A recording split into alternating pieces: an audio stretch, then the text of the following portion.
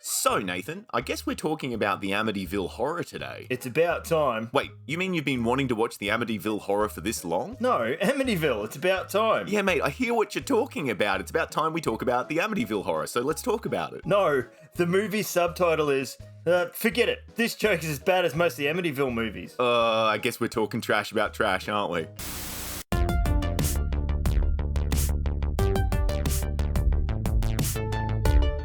So, today we're apparently talking about Amityville, It's About Time, otherwise known as Amityville 1992, It's About Time. What do they date it? Well, that's what I was going to say. You've kind of got the whole movie in a single go. You've got the title, the release year, and the subject matter. Because what is this movie about, Nathan? It's about time. Oh, and they won't let you forget it in this movie, even if you want to.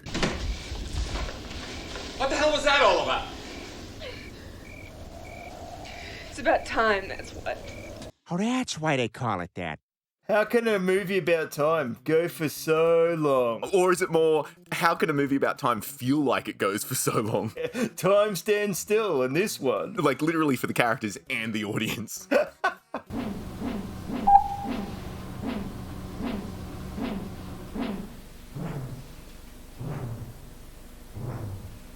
It's about time, that's what. Look, we're already giving this movie a bit of a rough time, but the director, Tony Randall, has actually made a few good films. He did the live-action Fist of the North Star, for example. Oh, sick. He also made a little movie called Ticks, which I know you've seen. Oh, I love Ticks. And he actually directed Hellbound, Hellraiser 2, which is your favourite film in the Hellraiser My series. favourite Hellraiser, yeah. I mean, mine is the one with Henry Cavill playing a terrible Hellraiser video game, Hellraiser Hellworld. That's the best quality film in the series, isn't it? It's got Superman in it. It has to be good. Oh, of course, there's never been a bad movie with Superman in it.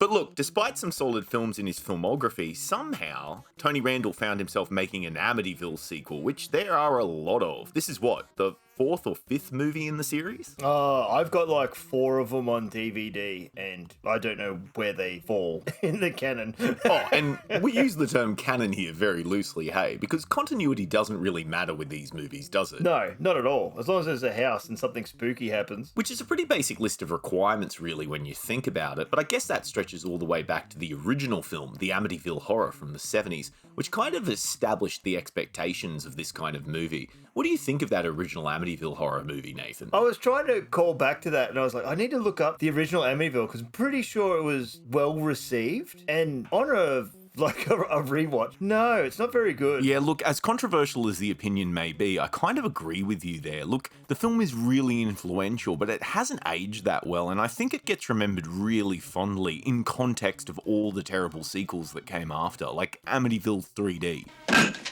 You all gone mad? George!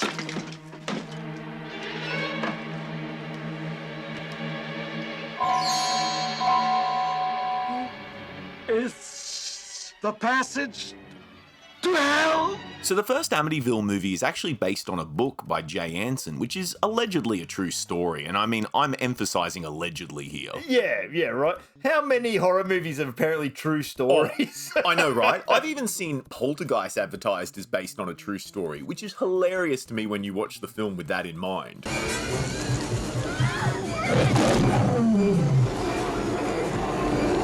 But Jay Anson wasn't the only person to write Amityville books, and we actually got a bunch of loose sequels. Like, there's a collection of short stories where objects from the Amityville house end up being sold to other people, and they experience some supernatural shenanigans as well. Oh, now that I remember Amityville Dollhouse. Is that one of the books? Oh yeah, now you're catching on. That's one of the films based on a short story from this collection. And this film is the same, although the main, I guess, antagonist in this film isn't a dollhouse. What is the big bad of this film, Nathan? It's a clock. Yeah, we've covered a lot of different genres, but this has to be our first evil killer clock movie, hey? Yeah, it's just so hard to be scared of a clock. I don't know, it's just like, okay. Yeah, I know what you mean. Like, they could try and take the highbrow route and try and make it scary based on, what time represents or something like that. Behold, the ravages of age. So what's actually the plot of this movie, Nathan? Well, basically an architect brings home, after being away for, a business trip. He brings home a clock, and it's evil or haunted. Carry on from there. Like, that's the story. That's the whole thing. That is literally the whole plot of this movie. A clock arrives at this house and it's evil. It doesn't get sent to him randomly in the post. It's not a curse put on it. No, nothing that interesting. Like, I mean, there's obviously more backstory to all this, but they don't even bother showing it to build up the tension or anything. It's the kind of thing I think would have made an awesome opening. Like, the dad's business trip takes him to a little town where he's working on a redevelopment, and that's where he finds the clock. And where is that town, Nathan? Was it Transylvania? No, Amityville. Amityville, yeah. The American Transylvania. American Transylvania. Look, Amityville is a real place, so if you're the mayor or, from the Chamber of Commerce or something like that, feel free to use that one as a slogan if you like. Just credit us.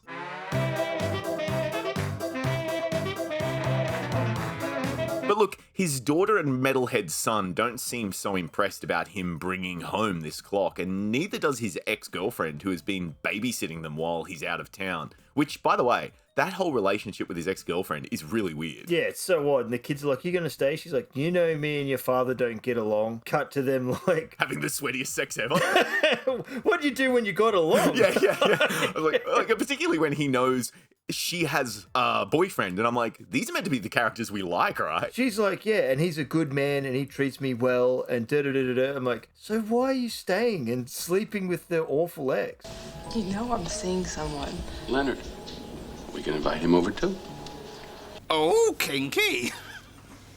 All of that familial stuff and all that family drama really doesn't matter. No. All that matters is that this clock is from the Amityville house. And we do get some subtle foreshadowing near the beginning, Nathan, when that psychic old lady sees the original home over their current home as a warning.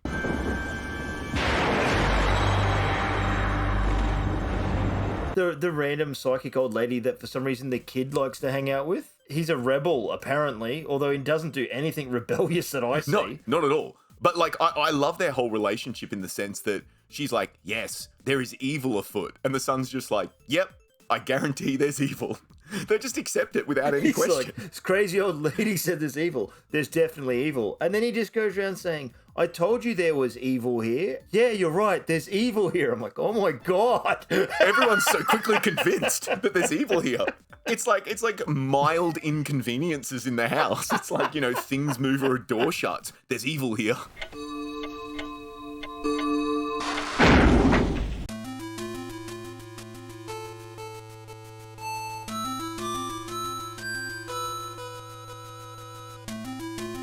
The thing that baffles me though is when you think about the continuity of these films, right? And look, I know that's the most ridiculous statement anyone has ever said, that they're thinking about the continuity of the Amityville films.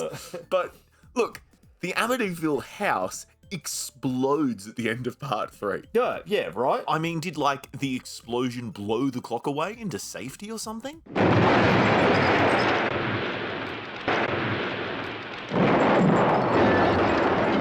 I mean, how did it survive this explosion? Oh, because the necromancer. Oh, all right. I guess the necromancer explains everything then, hey, including the clock's backstory, which is what, Nathan? A necromancer, and he killed and ate children, and he was evil and had powers. This is his clock. I love that that's the justification. As it's not, you could have just said the clock was possessed by the trauma of the original Amityville murders that, kick off that entire narrative. Just have a shot of the clock in a lounge room and someone screaming and a gunfire sound or whatever. Yeah, and you could have a little bit of blood splash up against the wall and on the clock, whatever it may be. But it's a simple, elegant solution to kind of set up this haunted clock. But yeah, that's not what we get. No, some freaking necromancer and all this stuff. I'm like, what? A necromancer? Are you sure? The only interesting thing about the clock is it causes a time, a shift, a portal, and it changes the rooms and stuff at certain times. Yeah, to the necromancer's lair, apparently. Which looks like an English pub. Yeah, weirdly, yeah.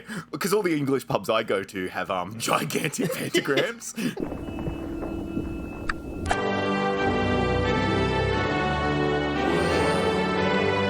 But look, what I love is when it kind of starts to join with the house, there's just this weird shot of a phantasm ball claw. just like sticking into the mantelpiece on which the clock is. And I was like, what is that? I was like, that was rad. I was like, oh wow, this is pretty cool. Then you start seeing, the clocks in the walls and all that. Oh, it's actually a pretty cool visual when the house becomes clockwork, and I wish they actually did something more with it. But instead we spend more time focusing on the inexplicable fact the 19th century ghost or spirit or whatever is haunting this clock might be a Nazi somehow. Like swastikas are appearing painted on garage doors, and the dad even appears as a vision wielding an SS weapon. Take a look at this puppy. Worth a lot. German construction. The SS used to carry these. The swastika happens, and they say, it's that no good kid. You know, the one that we haven't seen do anything actually bad the whole film, but everyone keeps saying is a bad kid. And the police show up to arrest him? Oh yeah, for simple stuff like graffiti, but there's also things he couldn't possibly do because it's ghost shenanigans. I mean, look, maybe this movie didn't really care to try and make events work in the context of the narrative, so why should we? So let's just start listing things that happened, Nathan.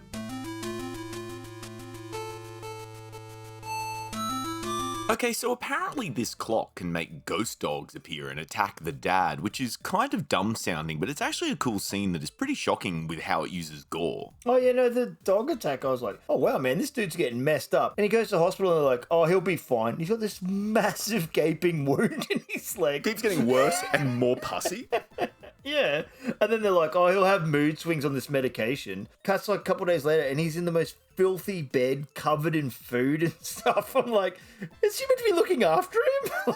Oh, yeah. Look, I mean, obviously he's being infected by the ghostly presence of the clock, much like the dad in the first Amityville movie went crazy. But I like to imagine it's a side effect of the medication as well, living in filth. Yeah, living in filth and squalor with an obvious, gangrenous limb that's about to fall off.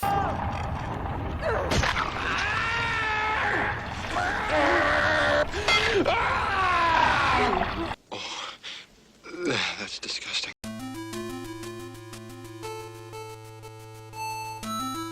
And then, of course, we have the mystical old lady who dies at the hands of our spooky ghost clock. She's going for a walk when a nearby diaper delivery truck shows up, which I'm not sure if that's a thing or what. It was just baffling. Oh, that's right, with a stalk.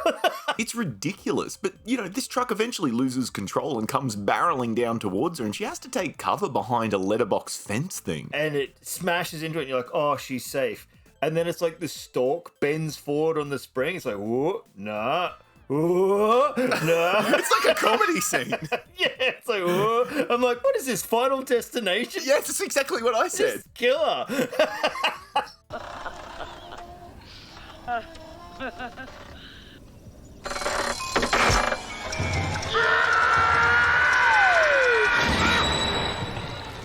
She's killed by a diaper delivery truck stalk, which is the saddest death in a horror film.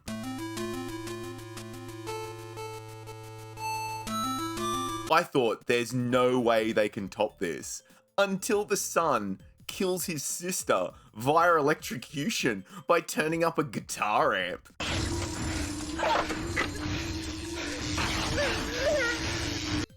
I'm like, that doesn't make sense. He's like, I'll get her with this lead. I'm like, huh? Oh god, it's so embarrassing. I mean, you can get a mild shock from a guitar lead in the right circumstances, but this is just childish. I'm surprised there weren't cartoon lightning bolts and, Warner Brothers Bugs Bunny sound effects going on or something. But yeah, this movie doesn't do anything too surprising with the story. The dad slowly gets madder and madder while more weird stuff happens in the house until finally the clock starts turning back time on the characters. And we see a baby version of the son, and wow, does he have a heinous mullet. And we should know, we're Australian. The mullet, it's the easiest haircut to have. It's also one of Australia's most cultural haircuts that you can have. It's not a hairstyle, it's a lifestyle. He's the most rockin' baby. I'm like, oh god, why did his haircut get worse? It's is that the only kid they could find, or were they trying to say he was a metalhead even from back then? Could you imagine it's like a union contract, you can't cut the kid's hair. They're like, we can't use that. They're the only people that let you use the baby in this movie, but you're not allowed to cut its hair. They're the only people that will work for $2 for starring in the Amityville 7th film. But look, the ex-girlfriend also turns into an old woman until eventually she lights a lighter and for some reason that makes it explode. Yeah. Oh, did you turn the gas on in the fireplace? And I missed that scene where she's set it up to blow up the house. I'm like, oh, okay, that makes sense. And then I went back and I'm like, no, they missed that scene. Like... There's a lot of hostility there. But for some reason, blowing up the clock sends them through a Doctor Who portal and they end up going back in time to the beginning of the film, which I was like, great. And then it's the dad showing up with the clock and she's like, no! And then she smashes it. Okay. Oh, yeah, I wouldn't describe it as an exciting ending. In fact, it's kind of anticlimactic. But look, the one positive is we do get one last gentle reminder about the themes of this film. What the hell was that all about? It's about time.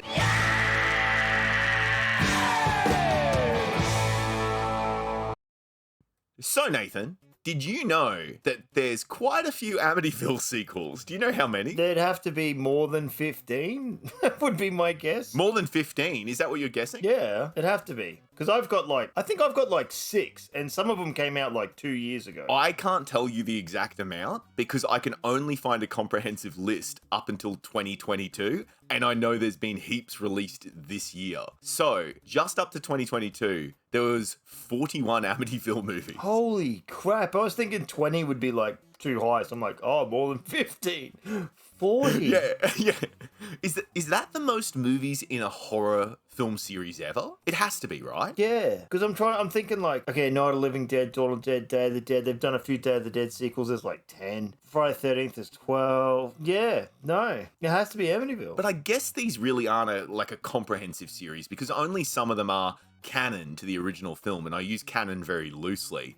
But that also doesn't mean that the canon ones are very good or not trashy, because Amityville 3D is technically canon. I say, how do you know? Do you pick up the case? It's got like a little A and a picture of the house and a tick next to it, so you know that one's canon. Approved by Amityville Association. Tick. Yeah. Look, I think what they loosely use to define canon is if it was based off a book. Far out. as if that's a sign of quality, as evidenced by this movie.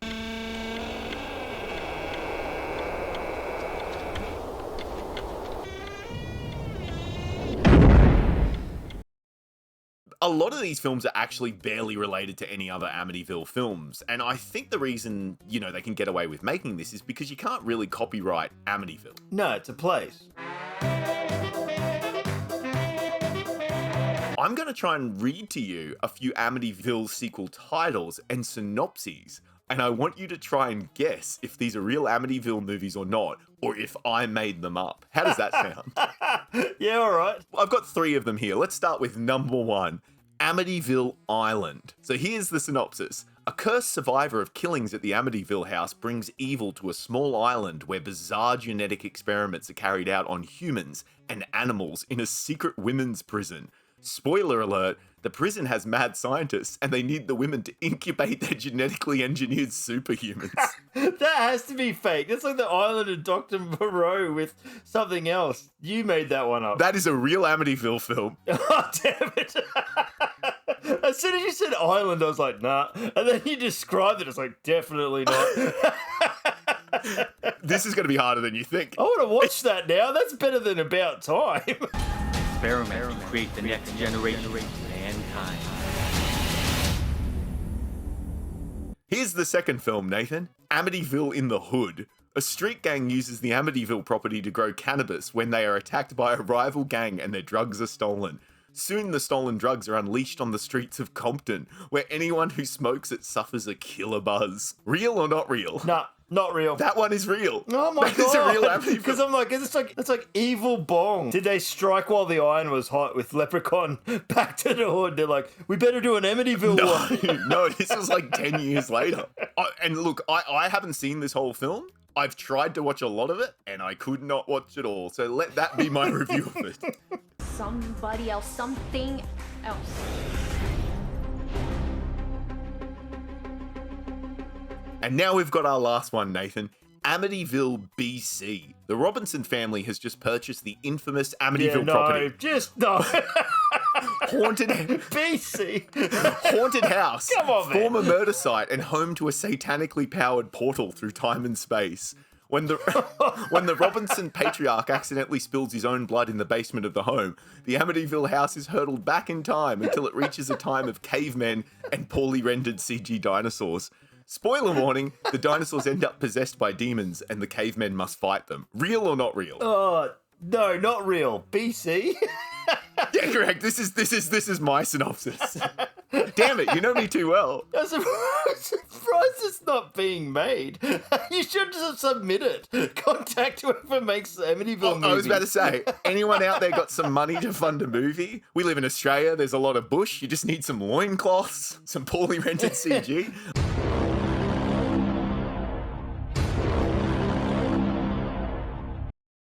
So, Chris, would you recommend Amityville It's About Time, 1992? Or whatever it is. Whatever it is, it's circa 1992. Look, honestly, this could have been a standalone film without any of the Amityville links, and for that reason, it's kind of obvious that it's a bit of a cash grab. I would say, though, it's kind of inoffensive. Like, it's not good, it's not super bad, it's just kind of boring. So I would say, like, maybe. I don't know. I wouldn't recommend you go out and find it, but if it's on, watch it. Like, if someone's, I don't know, really bored and they're like, I'm going to watch this Amityville movie. Yeah, watch it with them. But otherwise, nah, don't seek it out. Look, I do feel a little bad ripping on this movie so much, because, like, it's not that bad. I mean, we watch a lot of worse films. It's better than a lot of the stuff we've watched, funnily enough. Oh, we watch way worse stuff for this channel. I mean, this wasn't even the worst Amityville film I watched for this video.